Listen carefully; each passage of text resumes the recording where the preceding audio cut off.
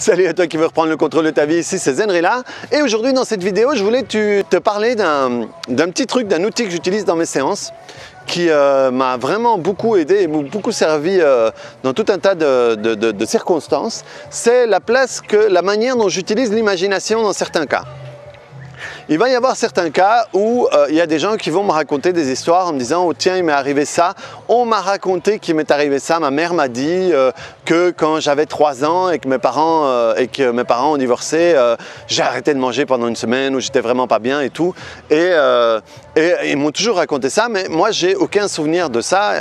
Et alors on se rend compte dans sa vie que, par exemple, il y a des indications qui nous ramènent à cet endroit-là. Où j'ai été abusé, mais j'ai aucun souvenir, Et les gens, souvent, quand ils me disent « j'ai aucun souvenir, aucune mémoire de ça », en réalité, ils me parlent de mémoire visuelle. Je n'ai pas d'image avec ça. Et dans les abus, dans l'enfance, souvent, il arrive qu'il n'y ait pas d'image. Pourquoi? Parce que régulièrement, ça se passe la nuit. Quand l'enfant est en train de dormir, il y a le père, le tonton ou quoi que ce soit qui rentre la nuit, ou la maman, hein, ça arrive aussi parfois, et qui rentre dans la chambre la nuit, qui se glisse dans le lit, et même parfois les enfants ils décident de fermer les yeux plus fort, et donc il n'y a aucune image de tout ça. Parfois il peut y avoir des flashs ou des personnes qui me disent j'ai la sensation ou parfois l'intime conviction d'avoir été abusé, mais j'ai aucun souvenir de rien. Il peut y avoir des gens qui me disent oui, il s'est passé ça à ma naissance, on m'a dit que j'avais le cordon autour du cou et j'étais tout bleu. Et bon, le but, c'est pas simplement qu'on me raconte ça, mais on se rend compte après dans l'anamnèse, dans les questions que je pose, qu'il y a des connexions qui peuvent être faites avec tout ça et que ce serait intéressant de pouvoir travailler là-dessus, bien sûr. Et alors, à ce moment-là, je fais appel à leur imagination. Je leur dis, ok, ce que vous allez faire, c'est que vous allez m'inventer le souvenir. Et alors, par exemple, tu as la sensation d'avoir été abusé, ok, à quel âge? Et dis-moi ce qui sort. Si tu ne sais pas, invente. Et les gens inventent une histoire. Et à ce moment-là, on va travailler sur cette histoire-là comme si c'était un vrai souvenir. Et ce qui est impressionnant à voir à ce moment-là, c'est à quel point ce souvenir qui est complètement créé, qui est complètement faux, parce que la personne l'a vraiment créé à ce moment-là, les gens vont cristalliser leurs émotions, toutes les émotions qu'ils avaient là-dessus. Et quand je leur pose des questions, c'est vraiment précis ce qu'ils disent sentir à ce moment-là. Et donc, d'une certaine manière, ça va leur donner un support pour mettre toutes ces émotions qu'ils avaient emmagasinées. De nouveau, qu'elles soient vraies ou fausses, on s'en fout parce qu'elles sont là. Votre inconscient ne fait absolument pas la différence entre ce qui est vrai et ce qui est faux. Pour lui, à partir du moment où ça passe sur votre Netflix interne, à partir du moment où ça passe sur votre écran interne, c'est vrai. À partir du moment où ça sonne dans votre radio interne, c'est vrai. Votre inconscient s'en fout. C'est pour ça que les gens jaloux souffrent autant. Ils se font un film que leur mari ou leur femme sont en train de culbuter leur patron ou leur patronne au bureau et c'est pour ça qu'ils sont en retard. Eh bien, pour eux, c'est vrai, ce qu'ils sentent à l'intérieur, ils sont déchirés, ils sont meurtris, ils ont une douleur. Et c'est complètement vrai parce que l'inconscient ne fait absolument pas la différence entre l'un ou l'autre. Et attention, je vous explique ce que moi je fais, ok? C'est absolument pas un truc, une technique à suivre si vous n'êtes pas entraîné à faire, si vous n'êtes pas formé à le faire. Et surtout, c'est un truc qu'il faut absolument pas faire si on n'a pas les outils pour travailler dessus après. Parce que là, c'est vraiment créer un faux souvenir qui peut engendrer tout un tas de merde après. Donc moi, si je le fais, c'est absolument pour travailler dessus. Ça veut dire qu'à la fin de la séance, ce souvenir doit être complètement pacifié. Et du coup, toutes les émotions que la personne avait là, un peu un vortex d'émotions qui sont là sans support et sans savoir quoi en faire, là tout d'un coup on les rattache à un truc et du coup on peut les travailler. Et donc, si on les travaille, c'est que la personne est en paix, la personne peut retourner dans ce faux souvenir, retourner sur ses sensations ou la manière dont elle vivait tout ça et le travailler. Et ça c'est super chouette parce que tout d'un coup, on peut donner un support à des gens qui ne savaient pas quoi faire et des gens qui ont été voir d'autres personnes qui ne savaient pas quoi faire finalement avec ces bribes de souvenirs, ces sensations ces croyances que même si la personne n'a jamais été abusée, à partir du moment où il y a un doute, elle va être perturbée par tout ça. Et donc, à la fin de la séance, la personne ne va pas croire que finalement elle a été abusée pour de vrai. Simplement, cette espèce de croyance va complètement disparaître. Et après, si on lui demande si elle a été abusée, non, parce qu'elle n'a plus ce truc qui est là. Et donc, le but, c'est aider les gens à faire la paix avec les trucs qu'ils ont à l'intérieur.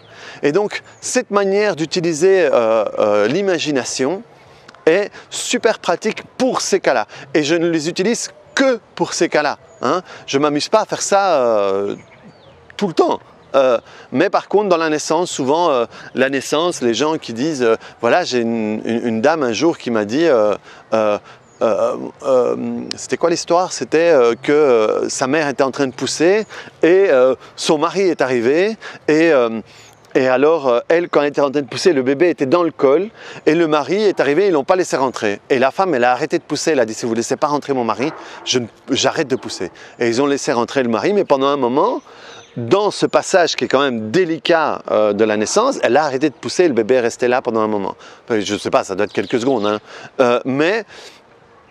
La dame se plaignait des fois des sensations d'étouffer et tout ça. Et donc, le fait de la faire imaginer ce souvenir, dans ce souvenir-là, elle a senti les sensations d'étouffement, je crois que c'était d'étouffement, mais les sensations dont elle me parlait, elle a pu les cristalliser dans ce souvenir-là. Et donc le fait de travailler, tout ça s'est envolé. Et donc ça c'est super pratique et c'est surtout super efficace. Parce que tout d'un coup, c'est comme si on terminait l'histoire. Vous voyez, on dit souvent que quand on a une chanson qui nous tourne dans la tête et pendant toute la journée, on a cette chanson-là, si on peut la chanter jusqu'au bout, eh bien, on arrête de l'avoir dans la tête. Je ne sais pas si c'est vrai ou pas. Néanmoins, c'est un peu ça que je fais. C'est un peu ça que je fais avec l'aide de la personne. Ça veut dire qu'on invente vraiment. Ok, au lieu de dire, tiens, je me demande si. À partir du moment où je me demande si, d'une certaine manière, je me fais déjà des images. D'une certaine manière, je suis déjà en train d'envoyer ça dans mon Netflix interne et dans ma radio interne. Et donc, au lieu de le faire à moitié et ne pas savoir quoi faire et être le cul entre des chaises, faisons-le directement et tirons la chasse. Et du coup, ça aide vraiment les gens à se libérer et à reprendre le contrôle par rapport à tout ça. C'est super pratique et moi, ça m'a énormément aidé dans mes séances. Mais à nouveau, je vous parle d'une manière dont moi, je travaille. Ne faites pas ça, hein, vraiment, ne faites pas ça si vous n'êtes pas formé, si vous n'êtes pas avancé, si vous ne savez pas ce que vous faites. Il faut vraiment avoir la certitude et la capacité qu'on peut travailler jusqu'au bout d'un souvenir. Hein. De nouveau, si on parle souvent de ça dans les techniques psycho-émotionnelles, hein, aller le pire du souvenir c'est 10 et on s'arrête quand c'est à 0. Si vous avez ce genre de technique, ne le faites pas. Nous, on va de 0 et ensuite on va à plus 10. On transforme le souvenir. Si vous ne transformez pas le souvenir, n'en faites pas créer un. Parce qu'il y a eu énormément dans les années, avant les années 2000, il y a eu énormément de gens qui utilisaient ce genre de technique et où les gens se sont retrouvés avec un faux souvenir à l'intérieur d'eux qui n'a pas pu être pacifié et qui a fonctionné et créé des problèmes. Donc je vous parle vraiment d'un truc que moi je fais. Si vous n'êtes pas formé, s'il vous plaît, ne le faites pas. Et en tout cas, formez-vous avant. Okay ? Donc voilà, reprenez le contrôle de votre vie par rapport à tout ça. De nouveau, si vous avez des doutes et que ça vous tourmente, eh bien, envoyez-moi un mail. Mon mail, c'est info@zenirela.be. Passez-moi un coup de fil. Vous avez tout. Zenirela.be, vous avez toutes mes infos. Et moi, je peux vous aider à arrêter d'être au milieu et vraiment pouvoir faire la paix avec tout ça. De nouveau, c'est bizarre à dire et ça va hérisser les cheveux, faire hérisser les cheveux sur pas mal de personnes, mais tant pis. Que ce soit arrivé ou pas, on s'en fout. Ce qui est important, c'est que vous êtes tourmenté par ça. À partir du moment où vous êtes tourmenté par ça, vous pouvez faire un travail là-dessus pour être en paix avec tout ça.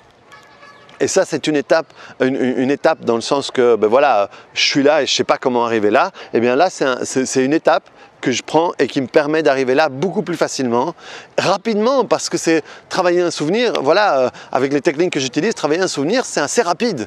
Et donc, quand j'utilise ça, ça veut dire que dans la séance, ce truc est terminé et c'est, vous savez, un jour j'ai une amie qui a fait des formations avec moi qui m'a dit, ce que j'aime bien chez toi, c'est que j'ai l'impression de fermer un chapitre et des fois des trucs qu'elle avait travaillé et qui restaient un peu dans l'air, je ferme un chapitre et je classe le dossier. Eh bien, c'est vraiment un truc, c'est vraiment ça. Moi, j'aide les gens à classer les dossiers, mais vraiment en disant, voilà, c'est fait, c'est fini, on a tout fait, on a tout réglé, tout est payé, hein, il n'y a plus aucune facture dans l'air, et puis c'est terminé, on peut passer à autre chose. Donc voilà. Reprends le contrôle de ta vie, mets-moi un petit j'aime là-dessus, là-bas, là ou n'importe quoi, viens voir mes autres vidéos et puis à très bientôt sur une autre vidéo. Allez, salut!